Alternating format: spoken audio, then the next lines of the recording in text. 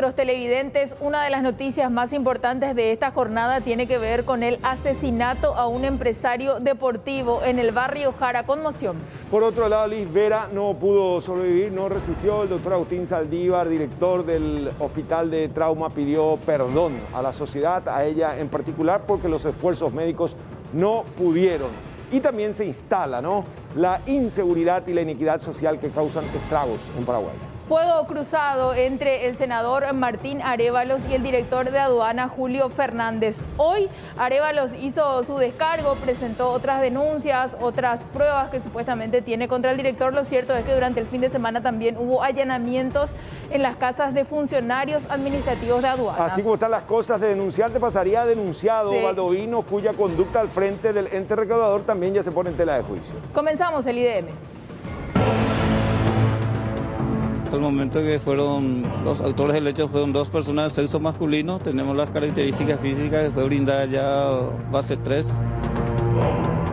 Se dictó captura correspondiente más el vehículo, que es supuestamente una Toyota Premio color gris.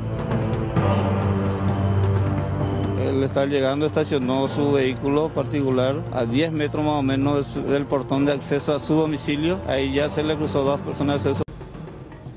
Muy buenas tardes, Amalia, audiencia de Canal 9. Bueno, es un caso bastante atípico en lo que se refiere a sicariato. Estamos hablando del hecho que ocurría ayer aproximadamente a las 23 horas con el homicidio de Mauricio Schwarman, quien habría recibido aproximadamente 14 disparos, 13 de 9 milímetros, 13 proyectiles impactaron en él, de calibre 5.56 y uno sería de calibre 9 milímetros. Estamos hablando de un caso bastante atípico. Estamos en estos momentos en la Fiscalía Barrial número 9. ¿Por qué? Porque todo se inicia alrededor de las 20 horas, cuando llegan los ocupantes del automóvil Toyota Premio color gris a las inmediaciones de la calle San Agustín y Concordia del barrio Jara. Inmediatamente empieza el trabajo, entre comillas, de los sicarios, quienes intiman al guardia de seguridad que se encontraba en la caseta a quedarse quieto, lo suben al vehículo y le dan unas primeras vueltas. Luego llega un entrenador físico, un profesor de tenis, a devolver el vehículo del señor Schwarman y posteriormente también lo suben al vehículo. Finalmente los dejan maniatados en la caseta de seguridad que se encuentra enfrente de la casa de la víctima fatal y aguardan el horario en que él mismo llegaría. Justamente de eso hablamos con el jefe de la comisaría jurisdiccional, el comisario Guido Vera.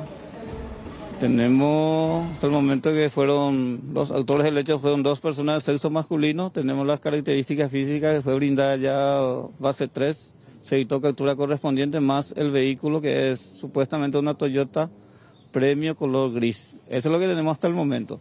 Estamos haciendo relevamiento de datos, estamos juntando circuitos cerrados de los vecinos. Estamos trabajando con gente de homicidio, gente criminalística, bajo la dirección de la fiscal. Comisario, en cuanto al hecho en sí, ¿cómo habría ocurrido? ¿El empresario estaba llegando a su casa a qué hora de la madrugada? Estaba llegando a su domicilio. El hecho ocurrió aproximadamente a las 23 horas. Él estaba llegando, estacionó su vehículo particular a 10 metros más o menos del portón de acceso a su domicilio. Se bajó y cuando se está dirigiendo como para ingresar por el portoncito peatonal, ahí ya se le cruzó dos personas de sexo masculino con arma de fuego en mano y ya dispararon contra la humanidad de la víctima. Decía que estas dos personas estaban enfrente, prácticamente aguardando el momento de su llegada. Sí, así mismo estaban enfrente de una caseta, frente a una librería, y los dos sujetos estaban dentro de la caseta aguardando la llegada de la víctima. Bueno, estos eran los primeros datos que daba el jefe de la comisaría 19 jurisdiccional a unas 4 cuadras donde ocurre el hecho, justamente al lado de la residencia de uno de los considerados lugartenientes de esta estructura criminal que operaba al servicio del narcotráfico internacional. Recuerdan la operación en donde se incauta más de 13.000 kilos de cocaína. Al lado queda la casa del señor Schwarman. Pudimos hablar con uno de los testigos, una de las personas que vivió ese momento de cautiverio por parte de los criminales que los mantuvieron casi 3 horas. Primero dando vueltas en el vehículo, apuntándoles en todo momento con armas y posteriormente ya lo tienen maniatado en la caseta de seguridad que está frente a la casa del señor Schwarman. O sea, vinieron ellos, vos estabas con él dentro del vehículo, frente a su casa, ¿verdad? No, frente ¿Y llegaron ellos?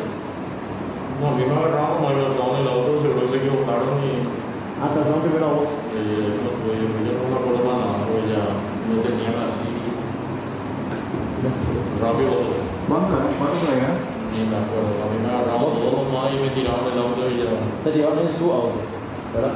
¿Y qué tipo? ¿Un autito era o...? No, porque fue rápido. Yo mismo que estaba hablando del tipo ya pasó todo. Y vos estabas atrás, ¿verdad? ¿Qué te llevaron atrás? ¿Ah? No, Pues están ahí, vamos a ver. Atrás de llevaron, entre dos estaban ahí. Los vendedores. ¿Y estaban para descubierto o para tapado? Los dos.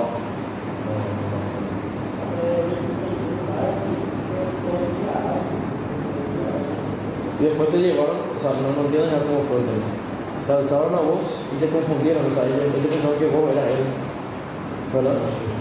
Pero primero te llevaron la voz. Te dieron la vuelta y después te dejamos la enfrente.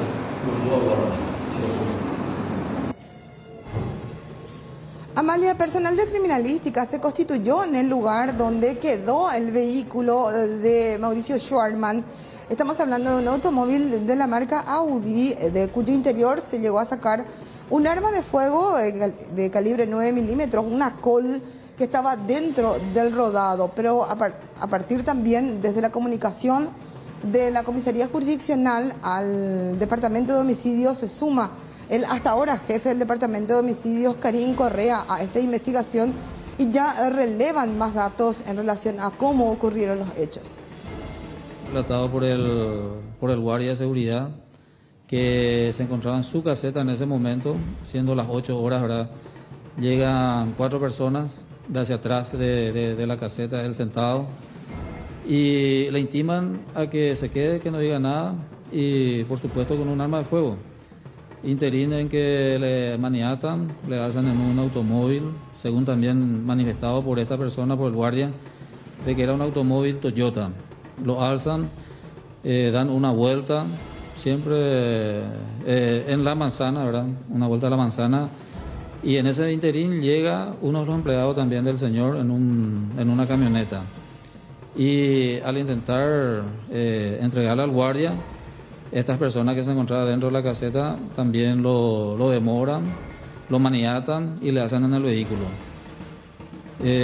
Preguntándole por el señor, ¿verdad? Por la víctima y diciéndole que en la casa no estaba nadie. Luego, prácticamente 3 horas después, siendo las 11, las 23, llega el señor, desciende el vehículo, toca el timbre y en eso se la balanzan estas personas, armas de fuego en mano, por supuesto, y realizan los disparos contra la humanidad, cayendo en la vereda esta persona, la víctima. Y por supuesto abordan el vehículo y se van a la fuga. ¿Cuántos disparos de qué calibre? Varios serían, bueno, las vainillas que se contaron fueron aproximadamente 13 de calibre 5.56, un arma de guerra y una 9 milímetros. ¿Este señor en algún momento manifestó, hizo algún tipo de denuncia de amenaza de muerte? ¿A qué él se dedica? Según, ¿verdad? Lo manifestado por el hermano y el hijo, en este caso, ¿verdad? De que él nunca había recibido ningún tipo de amenazas. Bueno, este era el relato pormenorizado del jefe, hasta ahora jefe del Departamento de Homicidios de la Policía Nacional, Karim Correa. En estos momentos ya nos están solicitando también el resguardo de los testigos del caso, porque estamos hablando de un caso de sicariato y estas 2 personas, tanto el guardia de seguridad como el entrenador de tenis, se habían salvado de milagro porque si bien estuvieron cautivos, estuvieron maniatados dentro del lugar, en algunos casos han podido ver por lo menos los rasgos físicos de los autores, atendiendo que eran 4, 3 contaban con kepi y 1 estaba absolutamente a cara descubierta. A partir de este momento ya se suman los fiscales, todos los fiscales de la unidad especializada contra el crimen organizado para coadyuvar con la fiscal Vera, que originalmente es de la Fiscalía Barrial número 9 y que asistió en lo que ha sido este sicariato en un barrio de Asunción. Escuchemos lo que decían ambas fiscalas. Por las características que tiene la causa, bueno, Fiscalía General asignó por la infraestructura que tiene crimen organizado y van a estar los 4 fiscales de crimen organizado y yo, bueno, estoy para coadyuvar con ellos en lo que haga falta.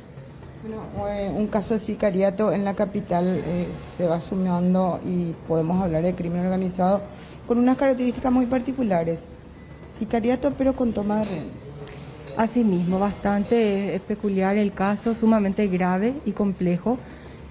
Bueno, estamos iniciando las primeras actuaciones juntamente con la colega que ya intervino desde el primer momento y bueno, mucho por hacer, como ya dije, por la complejidad misma del caso.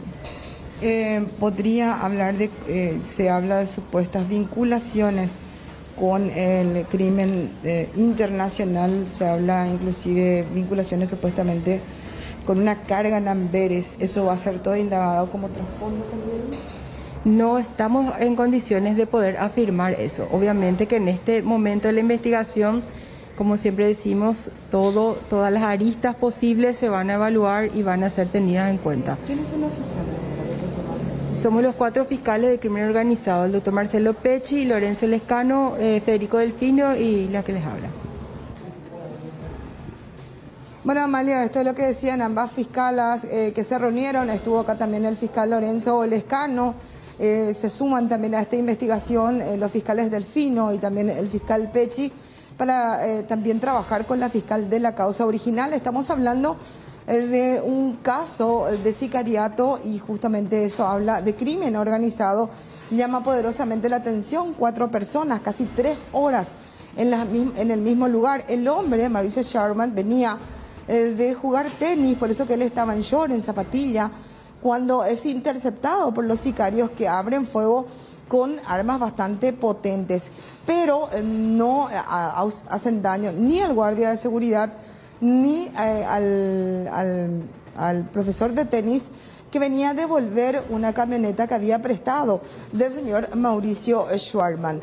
Hay mucho que investigar, se ha llevado el DVR con las imágenes porque hay cámaras de circuito cerrado en el lugar exacto donde ocurrió el hecho y hay otra cámara también al lado, en la casa de al lado, pero que pertenece a esta persona que había sido detenida en su momento en el operativo que realizaba SIU de la Policía Paraguaya con la Fiscalía en el marco de la investigación de la mega carga de cocaína incautada en la ciudad de Fernando de la Mora.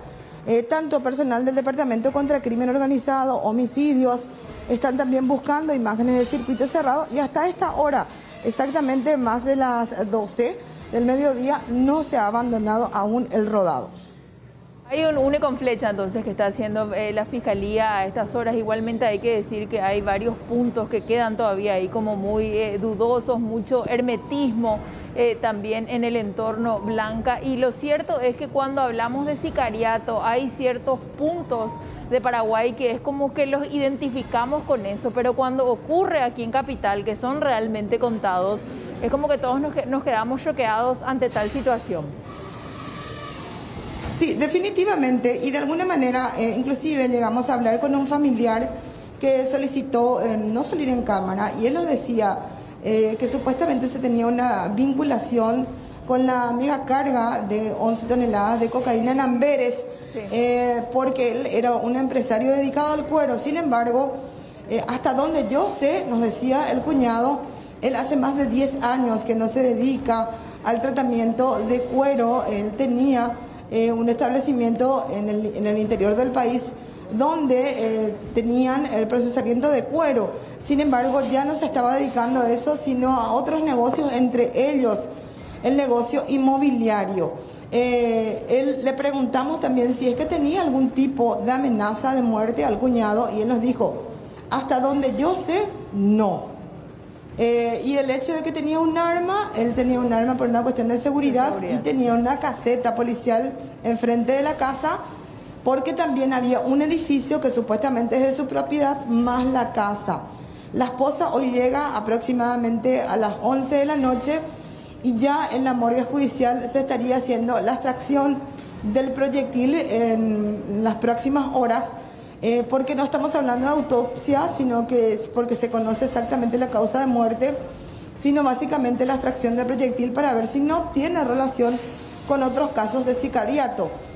Casos emblemáticos son de los familiares de Jarvis Jiménez Pavón, que ocurrían aquí en la capital, recuerdan, donde murió su sobrino, y también un administrador en la zona del barrio republicano vinculado a el crimen organizado. Sin embargo, en este caso no se puede confirmar ningún tipo de vinculación, ya lo decía la fiscal Alicia Saprissa. Blanca, completo como siempre, muchas gracias por este contacto. Roberto, más información. Siempre del plano policial, ahora saludamos rápidamente a Judith Colexa. Tempranero allanamiento en zona de Ipané, dieron con un hombre que sería integrante de la logística de una banda que se dedica a asaltar carros fuertes. Hola Judith, ¿cómo estás? Buenas tardes. ¿Qué tal, Roberto? ¿Cómo te va? Saludos para Amalia, la teleaudiencia. Así es, hoy cerca de las 4 de la madrugada, agentes del Departamento contra el Crimen Organizado, la Policía Nacional y la Fiscalía irrumpían en un domicilio ubicado en el barrio Costa Alegre de la ciudad de Ipané. El objetivo era un hombre de 33 años que estaba siendo buscado por el robo de vehículos, y el objetivo de este hombre era, aparte de lo que tiene que ver con el robo del vehículo, ponerlo a disposición de un esquema de asaltantes que concretó hasta el momento millonarios golpes en Central. Para que tengan ustedes una idea, el objetivo de esta gavilla incluso tiene que ver con los blindados, transportadores de caudales y también empresas grandes de donde se alzaron con montos millonarios y efectivamente lograron dar con el objetivo que estaba en esta vivienda ubicada en este mencionado barrio. Se encontró en su poder una importante cantidad de evidencias relacionadas al hecho investigado, un hombre ya con varios antecedentes y que ya tiene una orden de captura pendiente. Él ya estaba siendo seguido por varias denuncias en su contra. Imágenes de circuito cerrado lo comprometen y lo sitúan con el sitio de donde se dieron los robos, como ser por ejemplo estas imágenes que estamos repasando con ustedes, corresponden al 2 de septiembre pasado. En la zona de Ipané misma, él cometió un hecho de robo a este vehículo IST que posteriormente él lo habría puesto a disposición de este esquema delictivo para concretar asaltos. Vamos a repasar lo que decía más temprano el fiscal Marcos Amarilla con respecto a este allanamiento. Es una persona que se dedica a hacer lo que se llama la marcación de los vehículos. Esa es la información que me facilitaron los integrantes de la Policía de Crimen Organizado. Y bueno, este es un procedimiento exitoso, pudimos dar con esta persona y principalmente lo estamos sacando fuera de circulación. Ahora, él tiene en su haber varios robos de vehículos.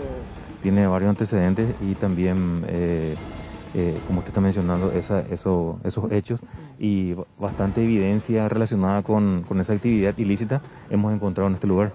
Ahora, ¿esta persona ya tendría antecedentes? Estamos cotejando esa información ahora, antecedentes penales y policiales. En este momento estamos cotejando, una vez que terminemos esta diligencia vamos a tener esa información. Ahora, ¿qué tipo de esquema él integraría, fiscal? ¿Un grupo bastante numeroso? ¿Qué tipo de atracos se les atribuye? Tenemos entendido que es así y que forma parte de un grupo grande que opera en esta zona y en Central principalmente. Es cierto que se menciona que incluso son responsables de asaltos a blindados. Así mismo es, eso mismo. Esa información también nos brindaron acá los intervinientes. ¿Estas evidencias que tenemos acá son de vehículos robados? Sí, aparentemente sí, incluso cédulas verdes, cédula de identidad, llaves, controles y bueno, mucha evidencia que tiene que ver con la diligencia que estamos realizando. Bueno, la persona detenida fue identificada como Enrique Pavón Sala, de 33 años, quien, reitero, ya tiene varios antecedentes y una orden de captura pendiente. Fíjense ustedes en las evidencias incautadas en su domicilio, que por cierto se trata de una construcción reciente y enfrente también hay otra construcción que está en proceso aún. Se encontraron documentos que no le pertenecen a él, así como llaves de distintos modelos de vehículos y contratos privados. A medida que los investigadores iban hurgando y buscando en el domicilio evidencia, se encontraron con otros hechos que hablan no solamente de su participación o vinculación con este esquema de asaltante. O sea que él no solamente roba los vehículos para cometer atracos, sino que también se descubrió mediante las evidencias que él roba los vehículos para posteriormente extorsionar a sus víctimas e incluso estafar a otras. Escuchemos lo que decía este agente al respecto. Estuvimos cotejando y verificando acá en el lugar del hecho. Estuvimos viendo que encontró un cuaderno justamente, un cuaderno con el número de las víctimas. Entonces él lo que hacía era estirar los vehículos y después extorsionar de esa manera a las víctimas.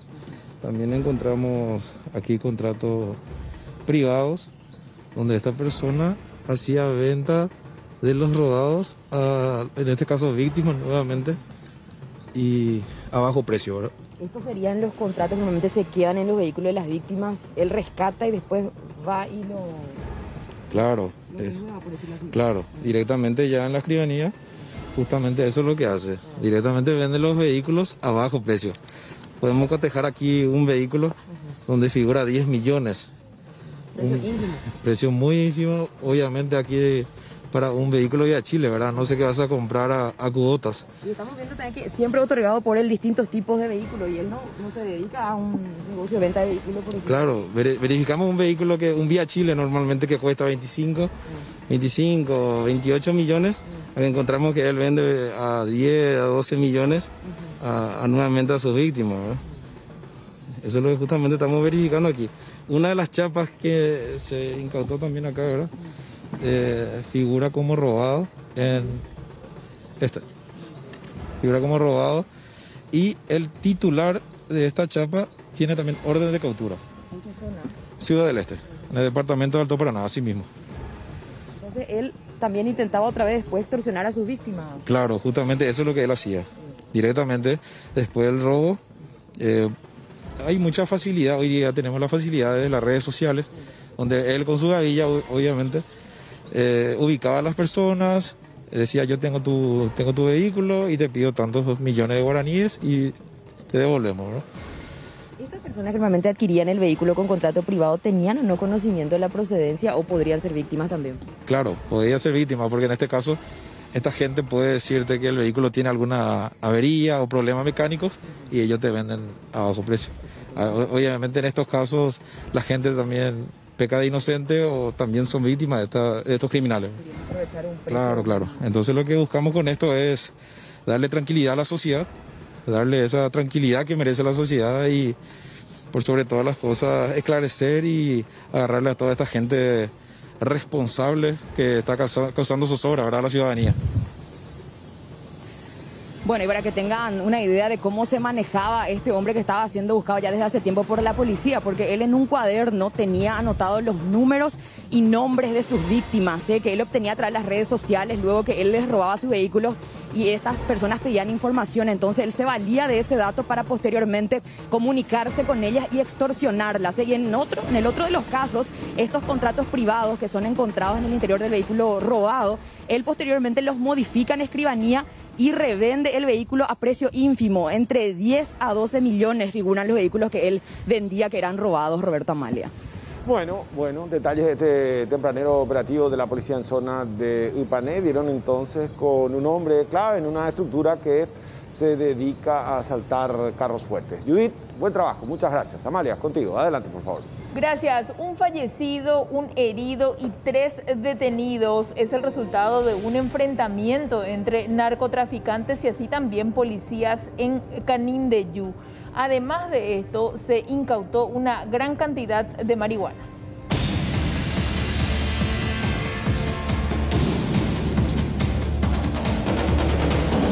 Luego del enfrentamiento entre traficantes de marihuana y la policía de Corpus Christi, Canindeyú, en la tarde de este domingo, se informó el fallecimiento de uno de los narcotraficantes, resultando herida otra persona cuya identidad es Guillermo Britos Figueredo, quien fue remitido al hospital de Catueté. Se desplazaban a bordo de esta camioneta Chevrolet S10 y al percatarse del control policial, decidieron abrir fuego hacia los intervinientes, quienes respondieron de igual manera. Descendieron dos personas, de los cuales con arma en mano procedieron a efectuar disparos contra mis personales, las cuales de verdad reaccionaron, gracias a Dios, en el momento adecuado, ¿verdad? Y ocurrió lo que tenemos ahora, el resultado.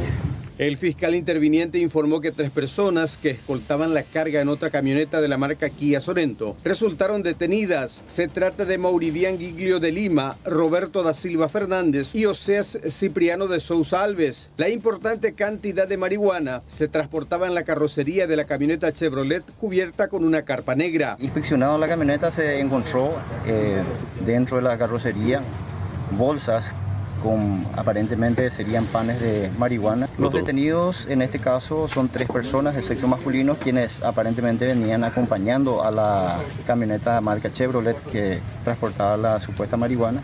Los mismos fueron derivados a la jefatura departamental. Además de la droga y los detenidos, se logró la incautación de 3 armas de fuego, una pistola calibre 9 milímetros y un revólver calibre 38 especial que portaban quienes se enfrentaron a la policía, así como una escopeta.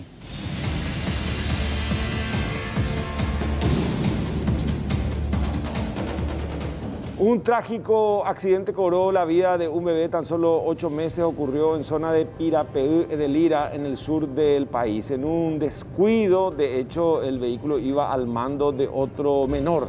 Descendieron, bajaron a un almacén. El chiquito quedó bajo las ruedas del rodado.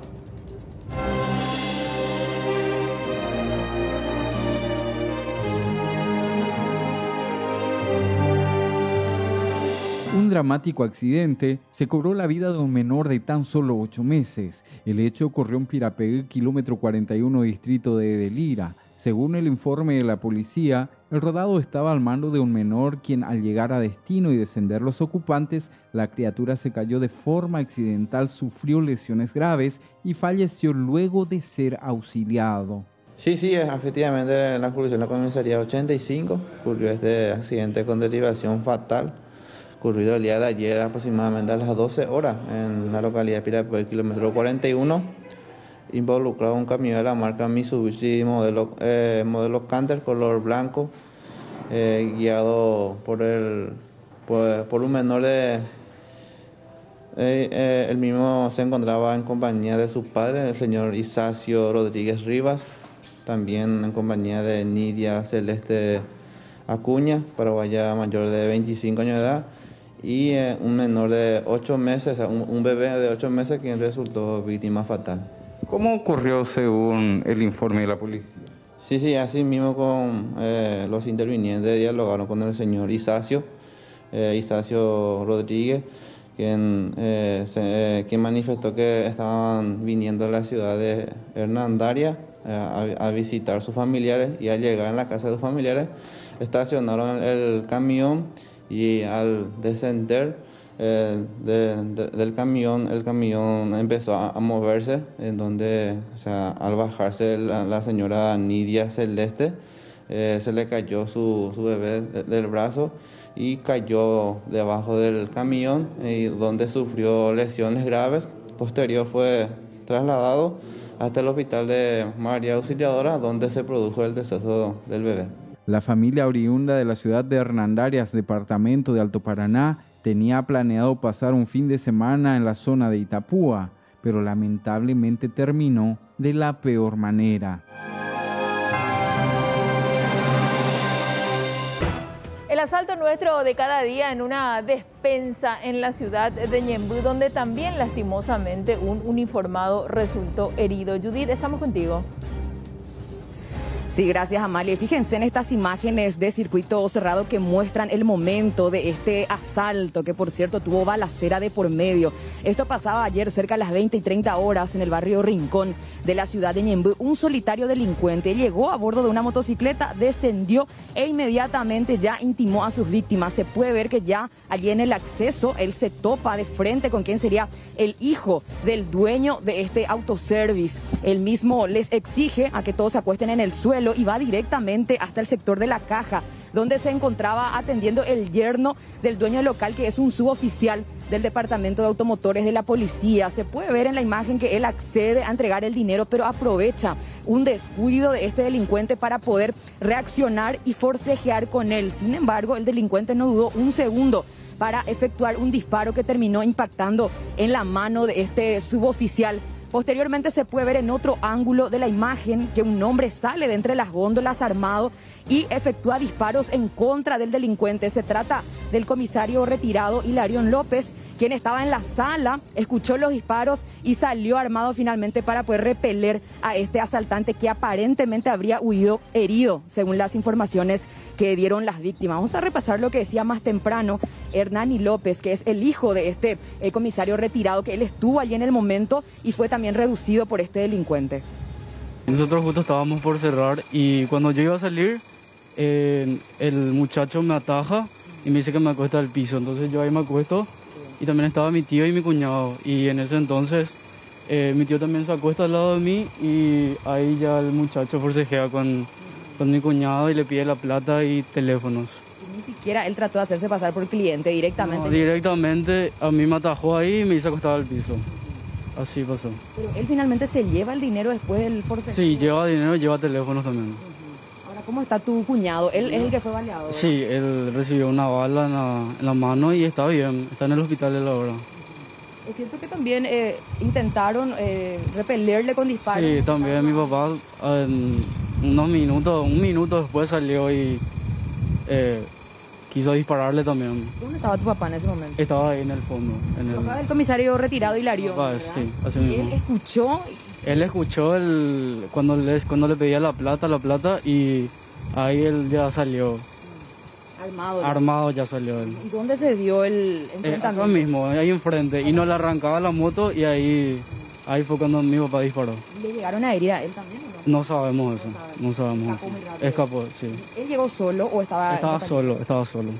Ahora, esta sangre que estamos viendo allí en la fachada... Sí, y eso es de mi cuñado y también nosotros creemos que es del muchacho también. Sí. ¿No le conocen a este? No, yo no le conozco. ¿Es la primera vez que a usted la asaltan aquí? Es la segunda ya. ¿Segunda vez? Sí. ¿Así también con Sí, esa misma así modalidad? mismo, sí. ¿Insegura es la zona? Y sí, es muy inseguro. ¿Cómo está tu familia? Estamos bien, estamos... Sí. Retomando otra vez la actividad. Sí, retomando otra vez. ¿Cuánto por ahí se llevó finalmente? No sé, no tengo idea. Bueno, este delincuente se habría alzado con una suma ínfima que todavía no se precisa hasta el momento, más 3 celulares de sus víctimas. Afortunadamente, el suboficial inspector Cecilio Benítez Careaga, quien forcejeó con el asaltante, está fuera de peligro porque recibió un impacto a la altura de la mano. Sin embargo, es importante mencionar que esta es la segunda vez que este local resulta ser el objetivo de estos tipos de delincuentes. Hoy hablamos con doña Celia, que es la dueña de este autoservice, y mencionaba que ella está dentro de todo contenta porque ella estaba juntando una platita para poder costear un tratamiento que requiere de una elevada suma, y menos mal este asaltante no logró salirse con la suya del todo, Amalia. Menos mal, realmente, Judith, no se dio tal situación. Gracias por este contacto. Al arranque anticipamos, dejó de existir Lisbera, no aguantó, víctima de la inseguridad de nuestra ciudad capital.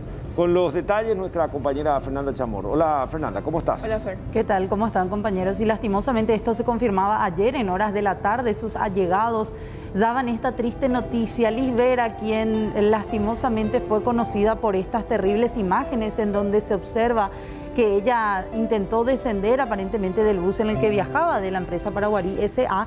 cuando anteriormente había sido asaltada por un vendedor de caramelos. Llevaron su teléfono celular, el afán que tenía ella de recuperar este aparato porque dentro tenía información con respecto a su tesis que tenía que presentar. Una joven vida, tan solo 23 años, estudiante de ingeniería, que acabó de esta manera y que entristece no solamente a sus allegados, sino también a toda una sociedad tan afligida por los hechos de inseguridad. Vamos a escuchar a continuación lo que decían, ya confirmando ayer el fallecimiento, Hugo Alcaraz, el suegro de la joven, y también Antonio Coronel, el padrastro.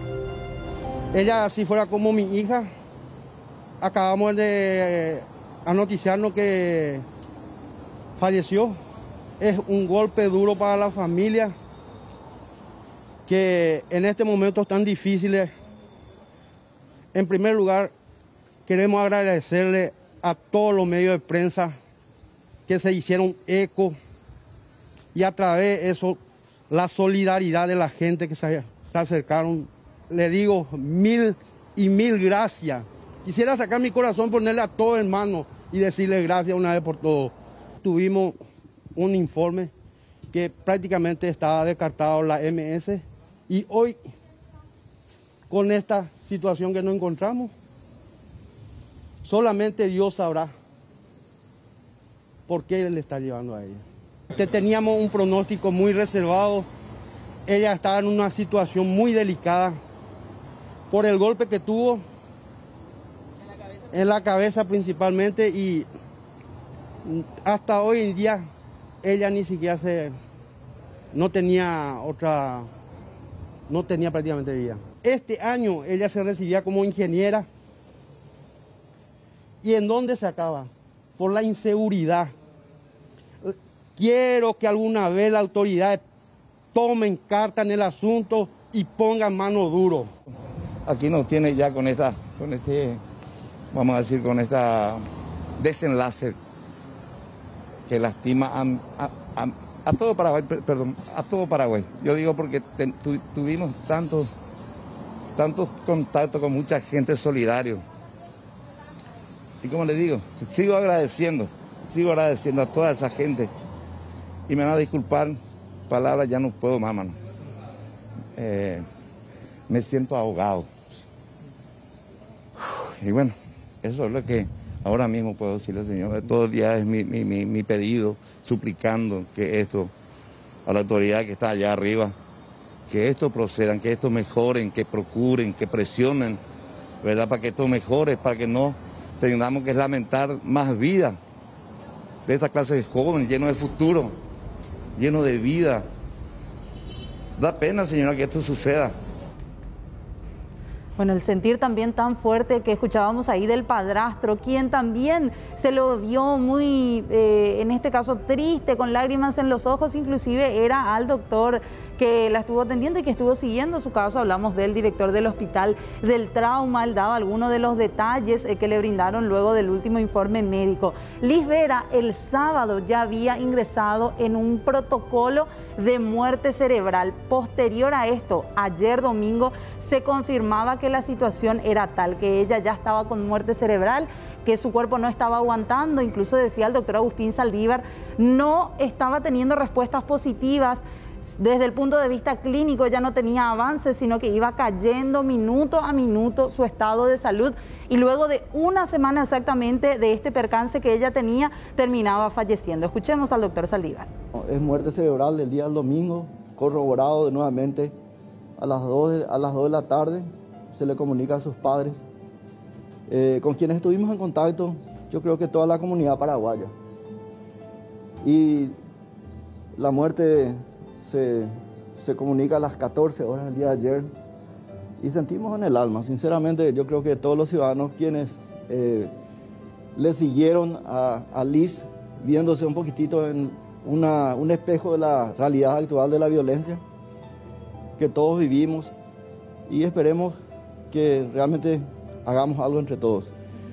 Doctor, ustedes casos como los de Liz ven constantemente también en accidentes, pero también personas víctimas de estos asaltos. Sí, nosotros tenemos una experiencia en el año sobre los 116.000 a 120.000 pacientes que vemos en el año. Nosotros tenemos esos números que recién están expresados ahí en la pantalla.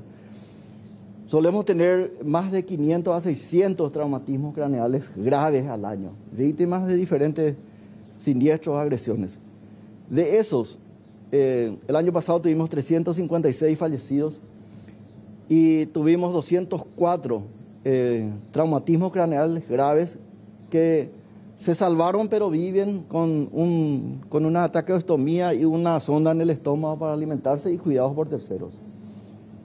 Entonces, el comportamiento y el tratamiento de los traumatismos craneales graves, el equipo de neurocirujanos y los médicos en general, porque el tratamiento del cerebro agudo no es solamente del neurocirujano, sino que es de la terapia intensiva, y también la sala de neuritos. Ustedes recordarán el caso de José Sabán, que fue un desafío para el los neurocirujanos de trauma y bueno, tenemos un resultado de una persona que está en rehabilitación ya hoy en día en el hospital de escuela, en el hospital de clínicas, ya tratando de mejorar los resultados de su movimiento de brazos, de piernas. Pero el caso de Liz nunca nos abrió una Liz ventanita. Vera fue víctima de una sociedad asimétrica, es lo que decía incluso mediante publicaciones el doctor Agustín Saldívar, diciendo que estamos viviendo prácticamente en un estado de anarquismo puro ante estos hechos de inseguridad. Estas imágenes de circuito cerrado son importantísimas y cobran ahora más fuerza para la Fiscalía. Fíjense, son los momentos posteriores ya a la caída de Liz Vera. En este horario, 11:53 de la mañana, a tan solo metros, pasando tan solo metros del lugar en donde cayó Liz Vera. Fíjense la cantidad de personas. Estuvimos contabilizando incluso con el fiscal Itálico Rienzi ahí en su oficina. Son en total 13 a máximo 14 personas las que bajan a tan solo algunos metros. Es decir, había personas en el interior de ese ómnibus que quizás vieron qué fue lo que pasó, por lo menos escucharon, o algunos que sintieron la caída, como fue el caso de un pasajero en particular. A todos ellos se les apela, se les pide muy fuertemente que acudan a la Fiscalía o a la Comisaría Segunda de la ciudad de Fernando de la Mora. Ahí estamos viendo la cantidad de gente que bajaba y posterior a eso también se observa, o antes mejor dicho, de esta imagen de circuito cerrado, se observa que en el momento de la caída de Liz Vera, en ese momento, incluso con cámara lenta, ahí cae la joven. Y posterior a eso, el pasajero que iba atrás y que vio, empieza a golpear el bus como intentando avisar al chofer, haciendo algún tipo de seña, porque aparentemente este pasajero habría visto qué fue lo que pasó con Liz.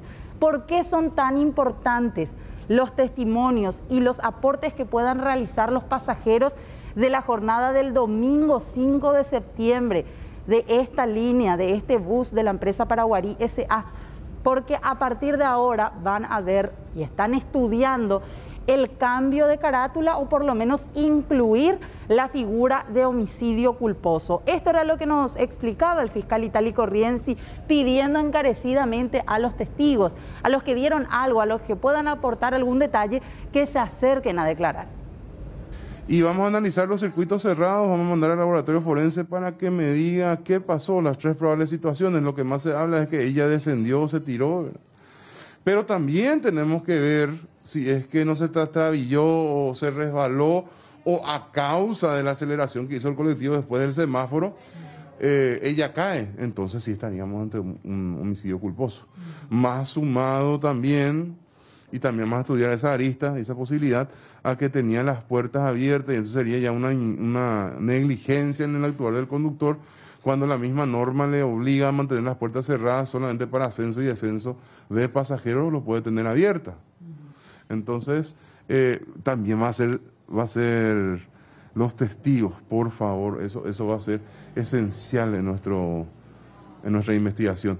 Así que, por favor, a través de este medio de prensa solicito a las personas que estuvieron en el colectivo Paraguarí ese día que se acerquen a la Comisaría Segunda a dar su testimonio, ellos me van a avisar enseguida, o también a la Fiscalía, para que nos den sus datos y vengan a testificar acá, o le vamos a tomar una testificaría telemática si es que viven muy lejos, no se preocupe, vamos a grabar todo, vamos a dejar acta de eso, pero necesitamos saber en qué condiciones se dieron ese robo y en qué condiciones la víctima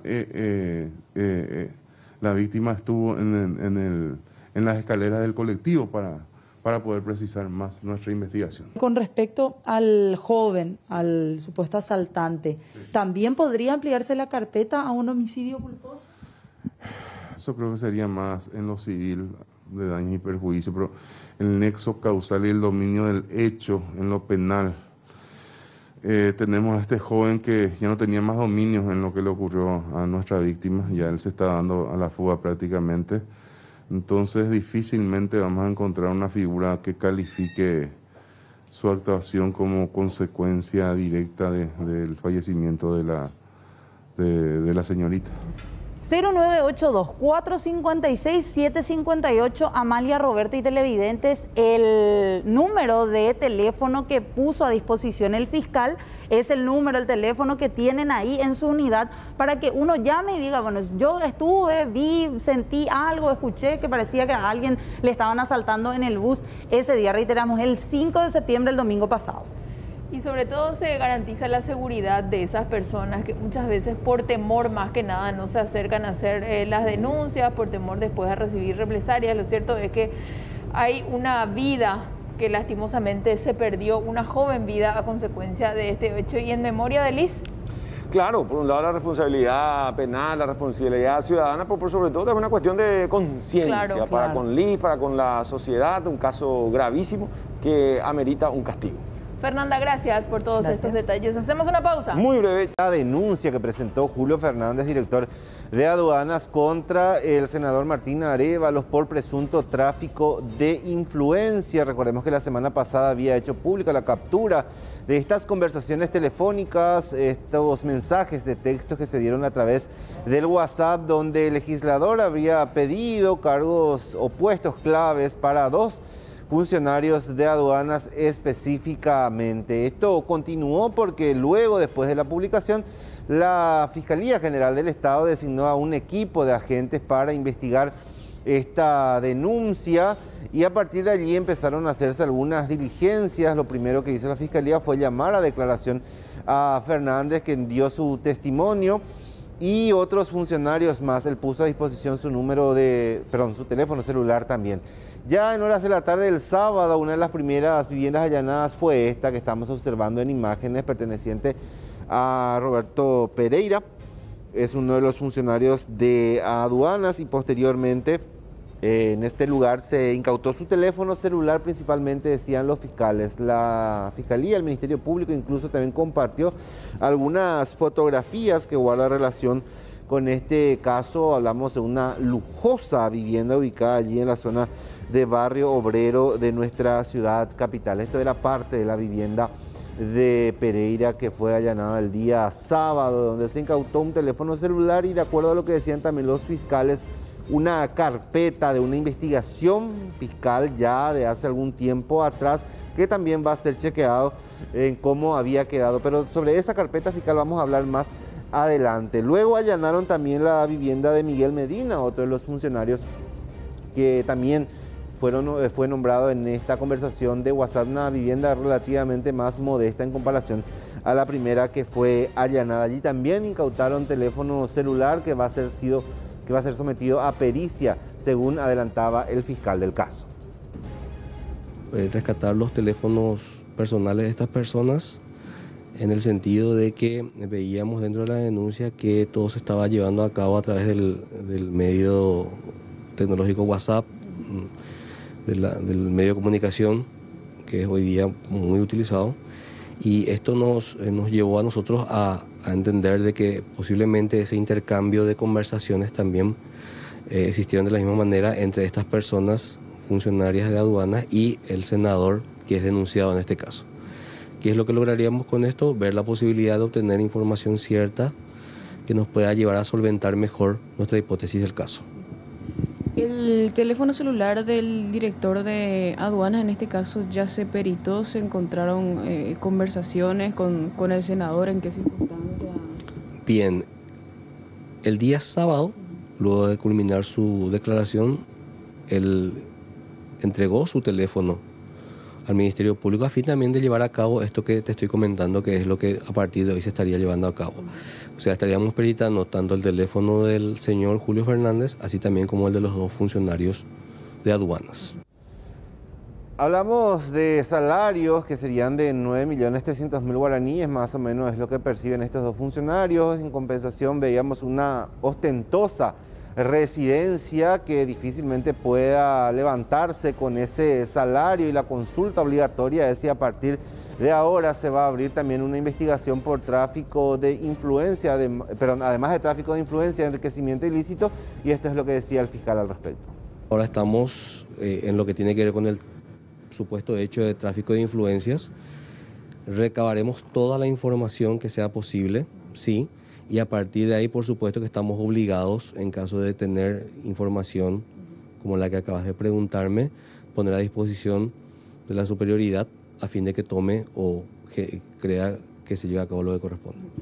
La pregunta fiscal por, digamos, la diferencia entre ambos funcionarios que cumplen, digamos, el mismo rol. En este caso hablamos de una persona con una casa bastante ostentosa, lujos, y la otra de forma totalmente diferente. Sí, así es, efectivamente. Es cierto también esa información, una de ellas era bastante ostentosa, la otra bastante modesta, a contrario censo. Y como bien te digo, eso por supuesto que va a ser analizado, por supuesto que no va a ser dejado de lado, y por supuesto que la información que se tiene se va a corroborar con las diligencias que se puedan llevar a cabo. Ahora mismo, como te digo, centrarnos en la denuncia que fue planteada es lo que vamos a llevar a cabo, y de acuerdo a cómo vaya eso y vaya surgiendo otras informaciones u otras aristas con posible relevancia penal, se informará a las autoridades.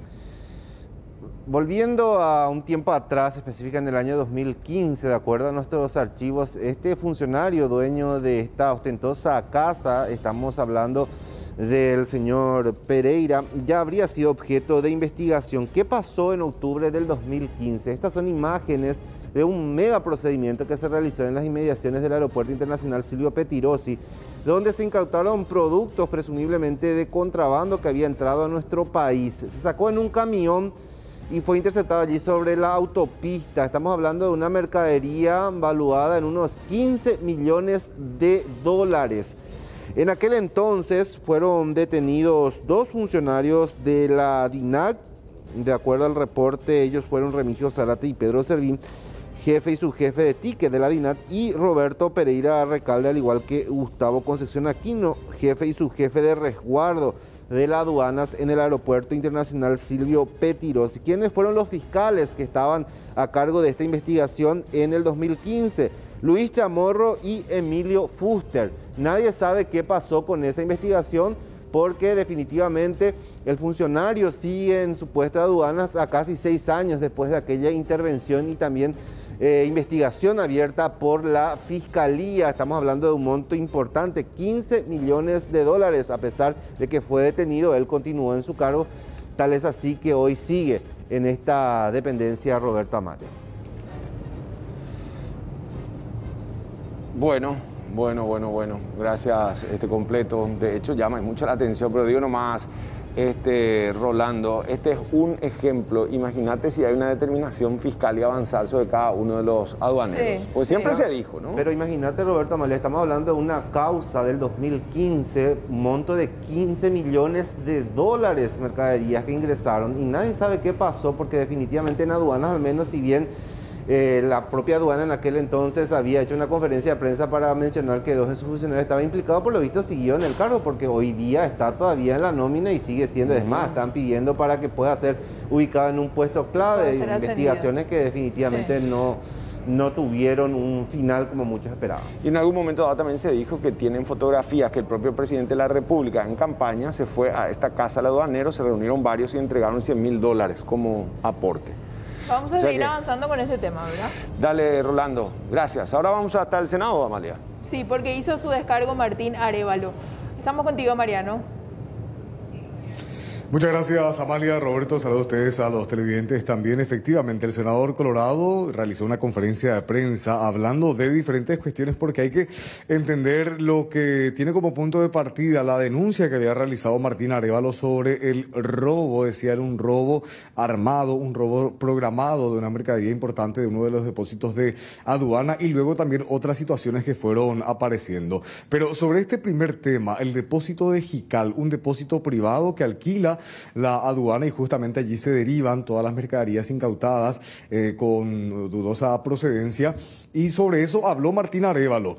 Él hacía referencia a que aparentemente hay todo un esquema que se dedica a, escuchen, Se incauta una mercadería, se incauta una carga importante de contrabando que ingresa al país. Esto va a ese depósito, pero luego desaparece esta mercadería. Se hizo un robo, incluso el presidente de las aduanas, Julio Fernández, hacía referencia a que fue un robo tipo comando en el cual personas desconocidas ingresaron y llevaron consigo estos equipos electrónicos que justamente es la mercadería en cuestión. Valuada en aproximadamente $3 millones a precio de costo, y decía Martín Arévalo, en el mercado esto fácilmente supera los 6 o 7 millones de dólares. Sobre eso habló Martín Arévalo en una extensa conferencia de prensa, pero él apuntaba principalmente a que, pese a la denuncia que se ha realizado sobre el robo a este depósito de la aduana, hasta ahora el Ministerio Público no realizó investigación alguna.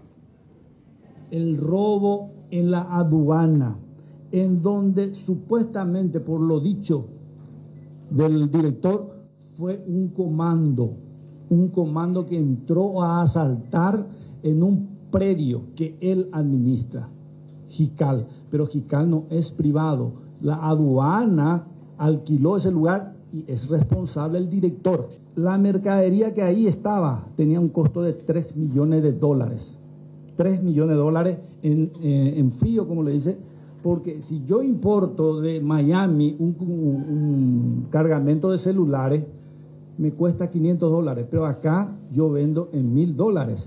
O sea que esa mercadería que estamos hablando tiene un costo en el mercado de 6 a 7 millones de dólares. 6 a 7 millones de dólares.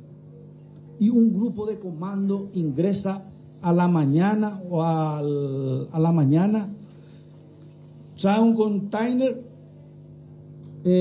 traslada, quita, carga y sale. No hubo ni siquiera un 3x3 que siquiera tocaron.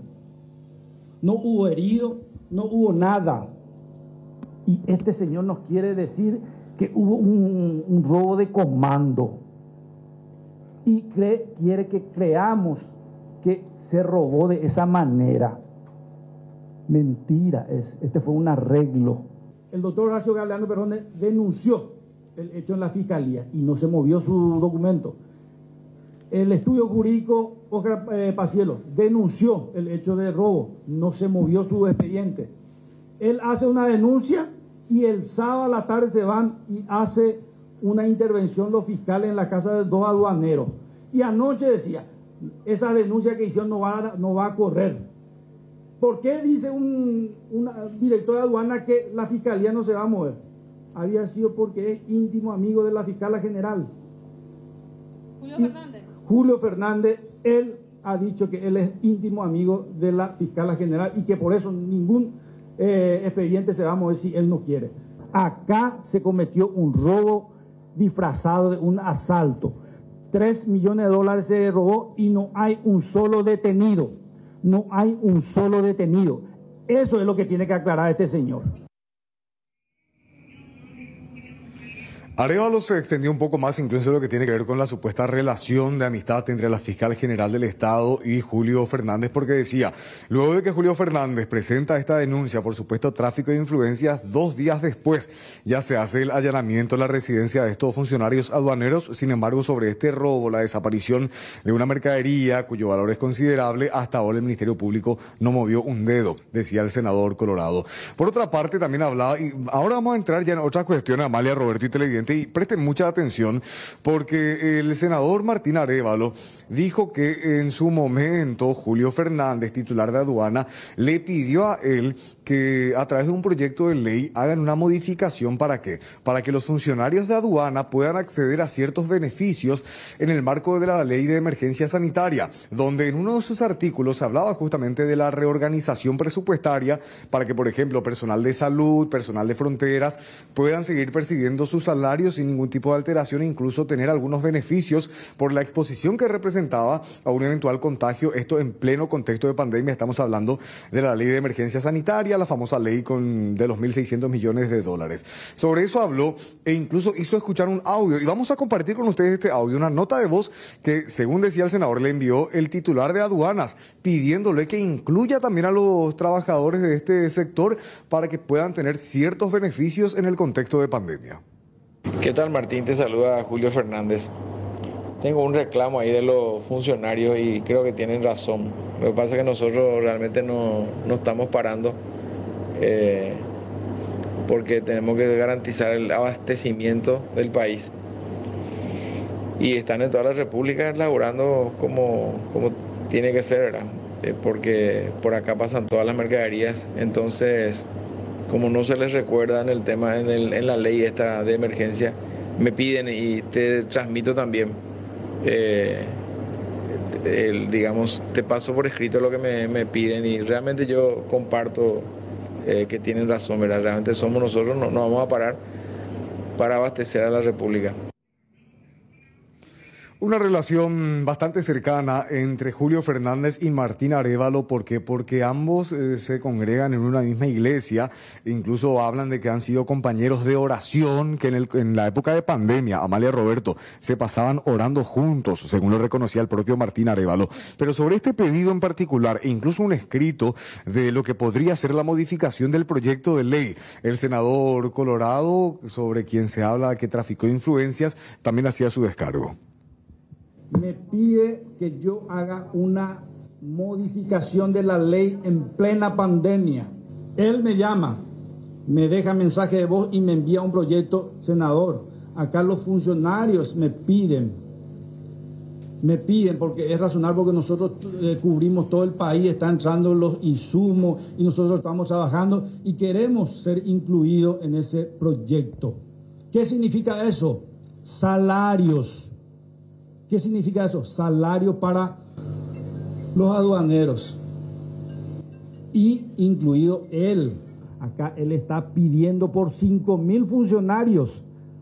Por 5.000 funcionarios aduaneros me está pidiendo para que yo, como vicepresidente de Hacienda, como integrante de la Comisión Especial de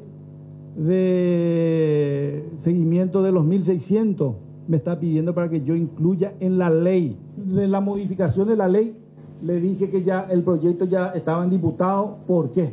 Porque ¿cómo yo voy a plantear una excepción para 5.000 funcionarios de la aduana y él mismo para su salario? No. Hasta aquí entonces, compañeros, recapitulando y también para que la gente pueda ir entendiendo. Todo se originaría aparentemente con la denuncia que hizo Martín Arévalo por el robo de esta mercadería. Él explicaba que los dueños de esa mercadería se acercaron al Congreso para pedir auxilio porque nadie les estaba haciendo caso. Martín Arévalo denuncia públicamente esto y ahí Julio Fernández sale y dice, pero Martín Arévalo luego me había pedido esto. A propósito de ese pedido, donde se habla de posible tráfico de influencias y que pone incluso en riesgo la continuidad de Martín Arévalo como senador, le consultamos al senador en cuestión, Amalia Roberto, si es que conoce a estos funcionarios, a Roberto Luis Pereira y a Miguel Medina. Son los dos funcionarios que recién vean ustedes, allanaron incluso sus viviendas. Y él, escuchen, decía que sí los conoce. Uno de ellos, referente de una seccional aquí en Capital, otro también muy cercano al Partido Colorado, los conocía, pero no dijo ni sí ni no en torno a si pidió o no que sean ascendidos y puestos como administradores de oficinas de aduanas. Les puedo asegurar que acá no va a haber senadores y no va a haber diputados. No estoy asumiendo. Por lo dicho del director, muchos senadores, muchos diputados me pidieron. Entonces, sí, ni siquiera reconozco que yo pedí. Pero me pongo, evidentemente, hay familiares de parlamentarios en la aduana con puestos importantes. No tengo un familiar ni siquiera en la aduana. Es una cuestión política en donde me quieren quitar para hacer un arreglo político. Me hablaron de que supuestamente esa es la situación. No me pueden acusar de deshonesto, no me pueden encontrar nada. Entonces lo único que quieren es quieren desprestigiarme. Yo creo que con lo que he dicho, creo en la verdad. Soy una persona que no tiene siquiera cuenta bancaria. Nada, no tengo.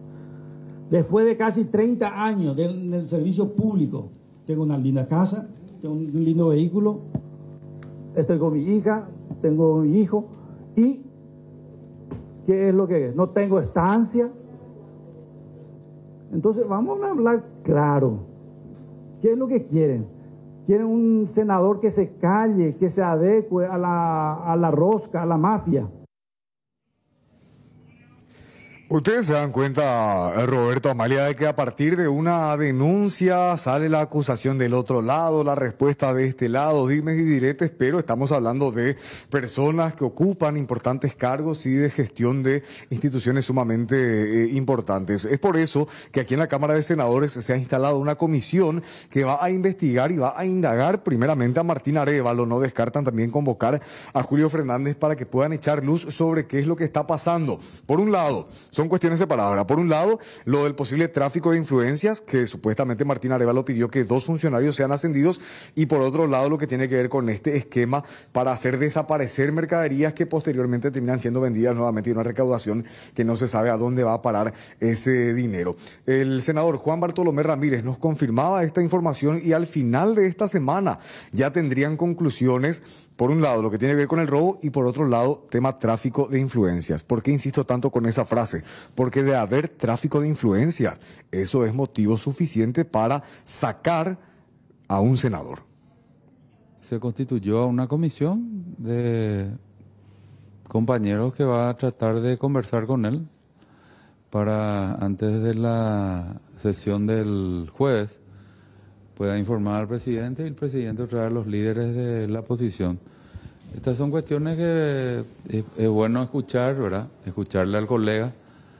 Es una cuestión que afecta también a otro estamento del Estado muy importante como es la Dirección Nacional de Aduana. Hay muchas informaciones encontradas, hay varias,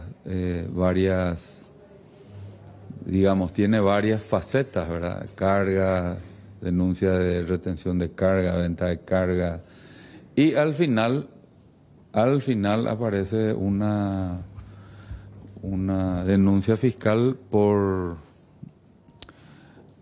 hecha por el administrador de aduana en contra del colega por un pedido de recategorización, aumento de sueldo de funcionarios. Y es que escapa a las informaciones recogidas principalmente por ustedes de la prensa, que hacen a una situación administrativa muy grave, muy fuerte. Entonces, cuando hay hechos así que no tienen una secuencia, digamos, lógica, es bueno escuchar bien, tratar de entender para después pronunciarse. Es como que se le va a indagar previamente entonces al senador. Sí, justamente saber de él, ¿verdad? Porque, como le digo, varios sucesos separados y aislados y una denuncia por un hecho administrativo menor con relación en este caso, al senador Arévalo. Hasta ahora no existe pedido oficial de pérdida de investidura. En caso de correr eso, se habla de que Bernardo Lalo Villalba sería el suplente de la ANR. Amalia, Roberto, televidente, para cerrar nomás. Pareciera una frase inocente decir, se están tirando los trapitos sucios, ¿verdad? Se van sacando las caretas entre ellos. Sin embargo, hablamos de gravísimas denuncias. Por un lado, lo que podría ser todo un esquema de robo y por otro lado, los favores políticos o las presiones que ejercen algunos políticos para ubicar a sus allegados en puestos claves. Prendieron el ventilador, Mariano. Evidentemente entraron en una suerte de puja de sálvese quien pueda y a mi criterio al menos no hay por un lado buenos y por el otro malos. Parece que todos están metidos en lo mismo finalmente. Y lo que decía el senador Ramírez, lo importante es ir al fondo de la cuestión y no tan siquiera quedarse en lo tangencial nomás, al fin y al cabo, ¿no? Es así, compañeros. Esta semana va a ser importante, Roberto. Tanto colorados, liberales están interesados, dicen, en aclarar la situación y al final de la semana ya habrá que ver si existe o no pedido de pérdida de investidura. Suena por ahí que el partido Patria Querida podría estar impulsando y ya redactando la nota para que el senador Martín Arévalo sea echado de la Cámara de Senadores. Dale, Mariano. Gracias. Hasta otro momento. Seguimos contigo, Amalia. Adelante. Con la información de último momento, Roberto, estamos con nuestra compañera Blanca López. ¿Por qué? Porque ya surgen las primeras imágenes del asesinato al empresario Mauricio Sharman. Estamos contigo, Blanca. Muchas gracias. Y accedimos a un circuito cerrado que se encuentra, si bien un poco distante de la casa misma del señor Mauricio Schwarman, que fue asesinado ayer, por lo menos podemos tener el momento en que se pueden notar los impactos que recibe el automóvil BMW cuando estaciona en ese sector la víctima fatal del sicariato, y posteriormente ya podemos divisar el vehículo utilizado por los sicarios, tanto como para tomar de rehén al guardia de seguridad como al instructor de tenis, y también de donde descienden para acabar con la vida de Mauricio Schwarman. Podemos notar que, de acuerdo a las imágenes de circuito cerrado, que podría tratarse de un automóvil Toyota tipo Premio de un color gris con los vidrios totalmente polarizados, que una vez que termina el hecho se dirige por la calle San Agustín como con dirección para irse hacia la calle Concordia. De acuerdo a las imágenes de circuito cerrado a las cuales accedimos, se puede ver también el momento en que el señor Schwarman desciende de su vehículo y allí es interceptado por los sicarios, que realizan en total 14 disparos con arma 5.56 y también con 9 milímetros. Es sumamente importante estas imágenes de circuito cerrado porque ya se puede tener, Amalia, Roberto, un panorama del vehículo utilizado por los sicarios, que hasta estas horas aún no es abandonado, compañeros. Seguro que sí, Blanca, y esto también comprueba lo que decía uno de nuestros entrevistados, que en cuestión de minutos ocurrió todo, decía demasiado rápido, no recuerdo prácticamente nada, y también obviamente por el momento, por el susto por el cual pasó. Imágenes de último momento entonces, Blanca, muchísimas gracias por este contacto. Con esto vamos a hacer una breve pausa. Reiteramos, información de último momento, imágenes del circuito cerrado en el cual se daba el asesinato de un empresario en Barrio Jara. Esta vez en el barrio Santa Ana, los detalles con nuestro compañero Natanael Cáceres. Adelante, buenas tardes. Buenas tardes, Roberto, el saludo cordial a todos los televidentes. Y bueno, hablamos de que el día de ayer, en horas de la mañana, dos personas llegaron a bordo de una motocicleta frente a una vivienda y efectuaron disparos contra la familia Salgueiro, de los cuales uno de ellos falleció. Estamos hablando de Bernardo Martínez, de 27 años. Él mismo falleció en el sitio. Su hermana y su madre resultaron heridas. Según los datos policiales, aparentemente se trata de un crimen por encargo, y vamos a compartir a continuación el informe policial con los detalles explicando este hecho. Y bueno, inmediatamente patrullera de esta comisaría se constituye al lugar, porque por el camino ya había encontrado una persona muy mal herida y lo auxiliaron hasta el Hospital Nacional de Trauma. Y luego volvieron en otro vehículo de estar en la patrullera dos personas más heridas de la misma magnitud. La herida recibida son heridas causadas por impacto de bala disparado por arma de fuego de parte de dos sujetos en motocicleta, vestidos todo de negro con cascos, y nada más se sabe, porque bien sabe que el lugar donde ocurrió el hecho es muy dificultoso para llegar, y solamente en motocicleta se puede llegar. Y por el tiempo que duró el impacto de la bala, el homicidio habrá sido segundos. La primera persona es María Florencia Martínez Salguero, paraguaya soltera de 30 años de edad, quien recibió 4 impactos producidos por disparos de arma de fuego.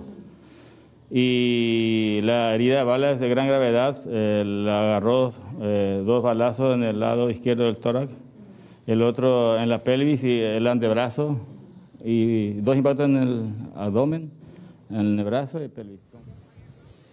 Bueno, es lo que refiere el parte policial con respecto a este homicidio. Pero nosotros llegamos hasta la casa de doña Cecilia Salgueiro, ya que su hijo falleció, su otra hija resultó con 4 impactos de arma de fuego, todavía está en un estado bastante delicado y otro de sus hijos ya habría sido asesinado, y haciendo un recuento en el mes de agosto fue encontrado en inmediaciones del Utororó Country Club su cuerpo ya sin vida. Nosotros que conversamos con ella daba su versión al respecto, porque al principio se habla de una especie de ajustes de cuentas, inclusive con el clan Rotella, según el informe que dan a conocer por lo menos los agentes policiales. Sin embargo, desde la familia aseguran que no tienen ningún tipo de conflicto con nadie y que les sorprende esta situación. Escuchemos el relato y la versión de doña Cecilia Salgueiro. Yo lo primero lo que quiero decirle a la prensa, que no saque más conclusiones, que no es cierto. Estoy enojada por el diario ABC Color, estoy enojada por el diario Última Hora, que sacan, dice cosas. Ellos, ahora es la primera vez que le permito en mi casa entrar y hablar conmigo, porque es una cosa que ellos sacan nomás la concludencia y dicen nomás las cosas. Como yo te voy a decir como mal, yo no sé nada, no puedo culparle a nadie, solamente Dios sabe. Y mi hijo que murió, ellos llevaron en su tumba eso. Eso es lo que yo quiero y eso es lo que me duele. Me duele porque de cualquier cosa nomás ya agarran la gente, la periodista, y dicen lo que ellos quieren. Así no se tiene que trabajar. Uno tiene que saber y hablar para decir las cosas, porque una calumnia muy grande es. Y a mí me duele. Eso es lo que a mí me duele, eso es lo que quiero desmentir. Quiero que se haga justicia, pero quiero que se mienta, que no diga más esas cosas. Ceci, ¿qué pasó ayer? Vos estabas acá sentada frente a tu casa, ¿cómo fue el atentado contra ustedes? Yo estaba en la calle sentada con mi hija tomando mate. De ahí nomás ya bajó las dos personas, ni tampoco le vi la cara, tampoco no vi nada. Se bajaron y ahí no... ¿Efectuaron disparos? Y sí, contra nuestra persona. ¿Vos decís que la intención era herirte a vos, a tu hija, a todos ustedes? Ya no, eso ya no puedo decirte porque me quedé en shock. Me quedé en shock. ¿Pero qué te voy a decir? ¿Uno de tus hijos falleció? Falleció. Mi hijo que falleció. Ahora ya tengo 2 pérdidas. Esta mi hija está entre la vida y la muerte. Estoy mal. ¿Te dijeron alguna vez que tenían miedo, que alguien quería hacerle daño? Nunca en mi vida, nunca en mi vida. Nunca en mi vida mi hijo y eso me cuenta nada. Yo no sé, eso es lo que más me duele. No hay culpable, ahora mismo yo no tengo a quién culpable, yo no tengo a decir que fulano ni sultano ni nada, porque yo no sé nada, nada no sabemos. ¿No hay alguien que le haya amenazado con anterioridad? Nunca, nunca. El muchacho que acá del barrio le conoce a mis hijos. Por eso es eso es lo que a mí me duele, porque así se comenta, los diarios, hoy por lo menos salió otra vez los diarios. Y estoy muy enojada con el comisario de la 21. Él es un comisario. ¿Cómo van diciendo que a la familia, a toda la familia lo vamos a matar? ¿Cómo él va a decir esas cosas siendo ser un comisario? Estoy muy enojada con él, porque esas cosas no se dicen. Entonces. Bueno, es la versión entonces de la señora Cecilia Salgueiro con respecto a esta información de que se habla de que aparentemente sus hijos le debían al clan Rotella y prácticamente toda la familia habría quedado marcada ya con el objetivo de que todos sean eliminados. 2 de sus hijos ya fueron asesinados. Una de sus hijas está en un estado bastante delicado porque recibió 4 impactos de arma de fuego y la madre también recibió un impacto de arma de fuego en la zona del brazo. Sin embargo, ella da su versión también al respecto y aclara de que no tiene conflicto con ninguna organización y que cada uno de sus hijos sabe a lo mejor y se llevó a la tumba el motivo de por qué acabaron con su vida. Era al menos la versión que nos daba en esta jornada, compañeros. Bueno, gracias Natanael. Sin duda se entiende la situación de desesperación de esta madre de familia, más allá de lo que podría significar una suerte de vendetta con el sello de la mafia. Gracias. Seguimos contigo, Amalia. Adelante.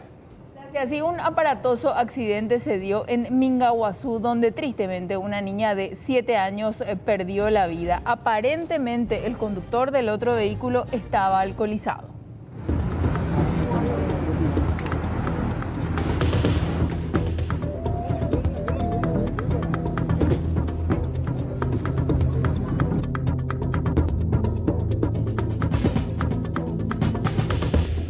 Un aparatoso accidente se registró a la altura del kilómetro 21 sobre la ruta Paraguay 2. El conductor de esta camioneta aparentemente salió al paso del otro vehículo en el que viajaba la familia, que resultó víctima. Una menor de 7 años falleció de manera instantánea. Según manifestación del conductor de la camioneta Hyundai, chapa número AAFN 444, señor Amado Duarte, manifiesta que circulaba sobre la ruta internacional en dirección oeste a este, o sea, hacia Ciudad del Este. En un momento dado, al alcanzar el kilómetro 21, donde existe una rotonda, ¿verdad?, sorpresivamente salió a su paso la otra camioneta de una calle empedrada hacia el lado Mondaú a la ruta internacional, presumiblemente sin las luces prendidas, sin tomar las debidas precauciones, ¿verdad? Chocaron frontalmente. A raíz del impacto, este señor perdió el control de su vehículo, volcándose varias veces en la calzada, yendo a parar en la cuneta del paseo central de la ruta, de cuya consecuencia todos los ocupantes resultaron con lesiones graves y fueron derivados rápidamente por personal de bomberos voluntarios y otra ambulancia hasta el Hospital Distrital de Mingaguazú, Hospital de IPS Ciudad del Este, como así también Hospital Regional de Trauma de Ciudad del Este. Mientras que el conductor del otro vehículo, que salió sin tomar la debida precaución, de verdad, presumiblemente en estado etílico, se dio a la fuga con destino desconocidos. La niña falleció ya prácticamente en el lugar, comisario. Prácticamente ya nosotros nos constituimos posteriormente al Hospital Distrital de Mingaguazú y los médicos ya nos informaron que ella estaba sin signo de vida, esta menor de 7 años. ¿No se maneja la identidad del conductor de la camioneta involucrada?